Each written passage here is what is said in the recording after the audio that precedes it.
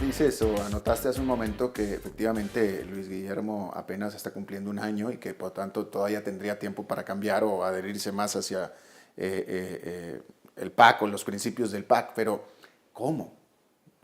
¿Cómo hacerlo?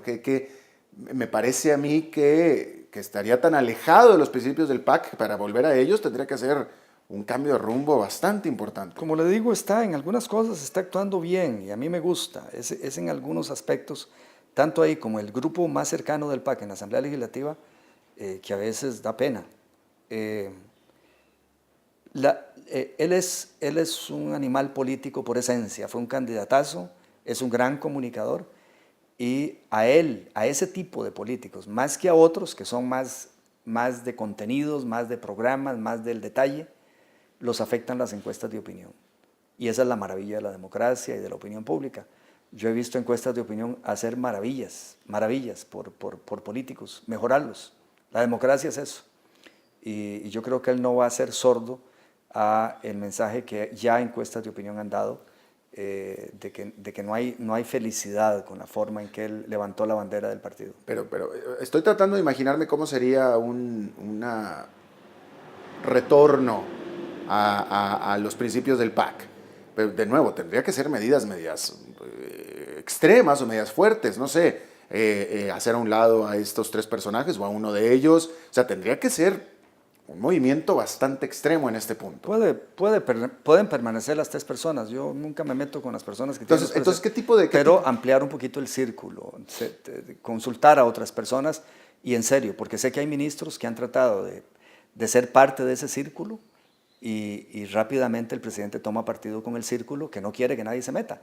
Típico caso es el exministro de Seguridad Pública, don Celso Gamboa, una persona extraordinaria, quizá el mejor ministro que había en la administración, y salió, y por lo que le entendí en declaraciones que dio, es porque no había espacio para que el partido, que el gobierno hiciera algunos acomodos, digamos, algunos cambios en el rumbo. Y entonces yo creo que ese es uno de los cambios. No importa que las personas sigan y que sigan hablando con el presidente, es un poquito ampliar la escucha. Luis Guillermo tiene la capacidad para hacerlo. Y después un poquito reabrir los códigos de ética del PAC y las propuestas programáticas en materia de finanzas públicas, por ejemplo. Nosotros hablamos mucho de lo malo que es el déficit. Nosotros somos un partido de centro medio estatista y entonces creemos que las finanzas del Estado deben ser firmes y fuertes para que pueda hacer las tareas que el Estado tiene que hacer. Y el rumbo que ha tomado el gobierno es diferente, es no impuestos. Primero se dijo que hasta 2 años, ahora ha habido un cambio en eso, y un incremento en el gasto muy grande. Entonces, yo creo que esos ajustes deben hacerse. Aumentar impuestos políticamente es muy, muy difícil, ¿no? Para cualquiera. Es difícil siempre, siempre. Sobre todo cuando se tienen solo 12 diputados de gobierno. Sobre todo Exacto. Cuando está en campaña promete que no va a enviar impuestos solo hasta 2 años. Y sobre todo cuando en el primer presupuesto lo incrementa en 19%. Entonces la ecuación es complicada. Yo estoy apoyando los impuestos. Creo que soy el único diputado que está totalmente comprometido con la propuesta de gobierno en materia impositiva, porque le tengo pavor a los déficits fiscales. Los déficits fiscales son la ruta más corta para que el Fondo Monetario y el Banco nos digan qué es lo que hay que hacer en Costa Rica. El neoliberalismo en América Latina no se impuso porque alguien lo proclamó en campaña, ganó y lo impuso. Fue porque la necesidad económica nos obligó a copiar al pie de la letra lo que nos dictaban de fuera. Yo quiero que nosotros seamos realmente una democracia soberana y que tengamos la posibilidad del eclecticismo, por aquí Estado, por aquí mercado, y entonces creo en finanzas públicas sanas. Y ahí hay un error de nacimiento del gobierno, haber prometido en campaña que no se enviaban impuestos hasta dentro de 2 años, a pesar de que el mismo Liberación, el ministro de Hacienda saliente, don Edgar Ayales, con honestidad dijo, hay un déficit fiscal complicado que estamos heredando. O sea, todo el espacio político estaba para empezar con impuestos y recortes fortísimos el primer día. Bueno, entonces, desde que era candidato, Luis Guillermo ya estaba alejándose del principio de la disciplina fiscal que tuvo que el PAC Pues yo proponer. pienso que él creyó que a punta de recortes y buen cobro de impuestos se podía hacer. Y yo entonces di el beneficio de la duda y no dije nada públicamente en contra del sorprendente anuncio de que hasta dentro de 2 años iba a enviar un paquete fiscal. La sorpresa fue cuando a los poquitos meses de gobierno, el 1 de septiembre, que por constitución entra el presupuesto de la Asamblea Legislativa, y lo veo esa misma noche y me percato del enorme déficit que traía. Pero siendo bien realistas, Otón, ¿tú crees que el presidente Luis Guillermo Solís hubiera podido realistamente, en las circunstancias actuales en Costa Rica, podido dar un presupuesto en el que el presupuesto que tú propones, vamos a aumentar impuestos? ¿Tú crees que hubiera podido? O sea, yo me imagino cómo habían sido las manifestaciones en la calle, el rechazo.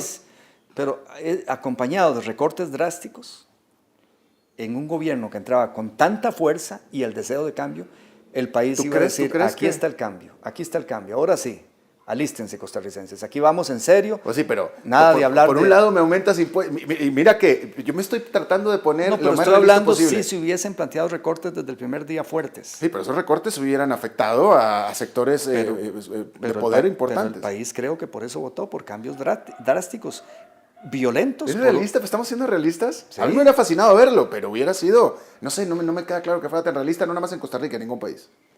No sé, pero si usted hace recortes, la población acepta muchas cosas. Sobre todo si usted recorta gastos superfluos. ¿Dónde hubiera recortado tú? ¿Qué hubiera hecho diferencia? Todo lo que es superfluo, todo lo que es desperdicio. ¿Qué es superfluo? Viajes, propaganda, alquileres, empleados innecesarios, esas asesorías, consultorías que tienen los gobiernos en que se gastan millones. Y después le hubiésemos entrado a algo que no hay que hacer nada más aplicar la ley. En Costa Rica hay una cosa que se llama anualidad, que se da automática a los empleados públicos, pero la anualidad depende de que usted sea calificado de bueno para arriba. Aquí a todo el mundo se le califica de excelente. Entonces, con solo que se aplicara la ley y se dijese, vamos a calificar en serio, usted ahí se recorta miles de millones de colones. Se puede recortar 60.000 millones de colones, que es ya una tercera parte de un punto del PIB. Algo de lo positivo que ha hecho Luis Guillermo, por cierto, es revisar las convenciones colectivas. No sabemos los resultados, pero por lo menos está propuesto en el tapete. Y ese conjunto de medidas yo creo que es lo que Costa Rica esperaba. Este cambio no fue normal. Aquí se esperaba una revolución en un montón de campos, no una revolución ideológica, sino una revolución en gestión. Y creo que todavía hay tiempo para materializar esa aspiración. Que obviamente no se ha dado. No has visto un cambio, no hay un cambio. No se ha dado en ese campo. Yo espero que haya una reflexión. Yo me imaginaría que 2 o 3 ministros van a ser cambiados ahora en el primer año de gobierno.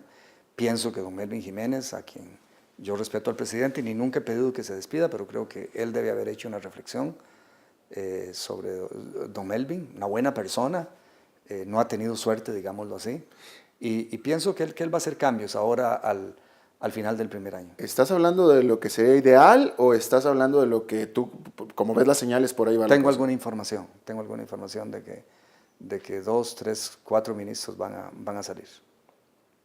¿Quieres darnos un poquito más de...? No, esto es difícil de anticipar, pero pienso que, me han dicho, yo todavía no sé la razón de la ministra de Justicia, un ministro que me parece muy bueno, el de Transportes, pareciera que está en alitas de cucaracha, no sé por qué, me parece muy bueno, y es evidente que el caso de don Melvin sería uno de esos casos.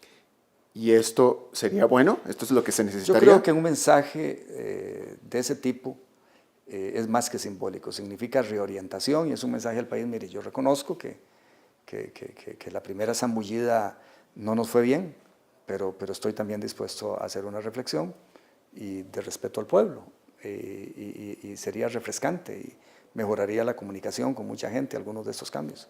El ministro de la presidencia, yo creo que de todas las fracciones han habido cuestionamientos. A nivel privado, la fracción mía cuestiona. Y yo siempre he respetado a los presidentes, por algo lo tiene él sabrá por qué lo tiene, pero sí han habido cuestionamientos de todas las fracciones prácticamente en la Asamblea Legislativa, no de todas. ¿Tú aspiras a ser presidente del Congreso? Sí, señor. Y pareciera que no hay muchas posibilidades. Bueno, yo mandé una carta, mi campaña ha consistido en una carta y conversaciones con las fracciones. Y la carta plantea una serie de eliminaciones de desperdicios que hay en la Asamblea Legislativa que benefician directamente a diputados. Por ejemplo, una soda en que comemos gratuitamente, o comen unos, en que se gastan 90 millones de colones al año, abuso con vehículos, viajes, y también quitarle algunas prerrogativas al personal de la Asamblea, medidas administrativas. El personal de la Asamblea en una buena parte ha sido nombrado políticamente, no por capacidad técnica. Entonces todo esto es tocarlas a los partidos. Entonces es una agenda, me parece urgente en la Asamblea Legislativa para mejorar su imagen. Y yo quiero creer que hay un sector de diputados importantes que quieren hacer un cambio, que esta administración actual no ha hecho, sino que más bien ha agravado. Mi partido en el poder en la Asamblea Legislativa nombró a la presidenta de mi partido en un puesto en que no se necesitaba, dicho por la jefatura del departamento en que fue nombrada. Es una cosa inconcebible que mi partido la haga o que cualquier partido la haga, por menos el mío. Entonces no ha habido una demostración de la austeridad, de la ética, de los rigores en el gasto, ni con los empleados de la Asamblea, ni lo que beneficia a los diputados. Y bueno, esa es la propuesta mía. No es una propuesta en que se ofrece nada a cambio, sino sacrificios. Pero creo que esto es lo que urge en Costa Rica, sacrificios. Entonces, en Arabia Saudita no. En Arabia Saudita usted aspira a cualquier puesto y puede hacer un montón de ofertas muy lindas, al pueblo y a los funcionarios. Pero en este país, con un déficit fiscal del 6% del PIB, un desempleo de casi el 10%, una coeficiente de Gini que se deteriora, un nivel de pobreza que no se ha mejorado desde el año 91, creo que la clase política tiene que hacer una muestra de cambio. Última pregunta, Otón. ¿Qué pasa? ¿Cómo ves a Costa Rica? ¿Qué va a pasar en Costa Rica dentro de 3 años si acaso Luis Guillermo Solís no logra este cambio propuesto al código del PAC? Es decir, si todo sigue igual. ¿Cómo ves a Costa Rica dentro de 4 años políticamente? Arrolla Liberación Nacional, con todos sus personajes corruptos y toda su trayectoria irresponsable de no pensar el país, sino preguntarle a organismos financieros qué hay que hacer y hacerlo y convertirlo en programa de gobierno. Arrolla, porque entonces ya no habría espacio para el desafío ético a ese partido. La población diría, aquí no hay tutía, aquí nadie cree en estas cosas que nosotros queríamos de cambio, aquí mejor elegir a ese partido. Y entonces Liberación probaría que tendría razón cuando decían que la corrupción, Oscar, es inevitable, frases que dijeron para mitigar el impacto de nuestra propuesta. Y eso sería lo peor para Costa Rica, como lo dicen liberacionistas mismos honestos, porque validaría la parte no ética de Liberación Nacional. Les diría, hay que continuar por esa ruta. Esa sería la ruta, un arrollador triunfo de Liberación Nacional, que es lo peor que le puede pasar a Costa Rica. Más allá de mi partido, yo no aspiro a nada, más allá de mi partido, es el tema nacional. Este país le tocaba dar el paso hacia una política transparente, ética, salirnos de esta cosa latinoamericana que avergüenza. Esa era la misión del PAC, yo creo, y que otros países vieran sí se puede, y que otras agrupaciones nuevas dijeran, vea cómo empezó ese partido, con austeridad, rechazando contribuciones privadas, no hizo promesas de campaña, ni de puestos, ni de obras, ni de ayudas sociales, y era cierto, y cambió. Es esa la ruta. Yo así vi al PAC siempre. Fundé este partido creyendo que América Latina tenía que pasar de ser el continente más corrupto de del mundo, es un continente, de acuerdo a todos los índices, y aunque Costa Rica clasifica de segundo después de Uruguay en ese índice, pero ¿verdad? Eso no dice mucho, dado el continente en que estamos. Claro. Entonces, la responsabilidad del PAC es monumental en la historia nacional y latinoamericana. Don Otón Solís, muchísimas gracias por su tiempo, le agradezco mucho. Privilegio siempre, don Alberto. Igualmente, y nos estaremos viendo mucho más. Y eso es todo lo que tenemos por esta emisión de Centroamérica Habla con su servidor Alberto Padilla. Muchísimas gracias por habernos acompañado. Siga usted en CB24. Nos vemos en la próxima.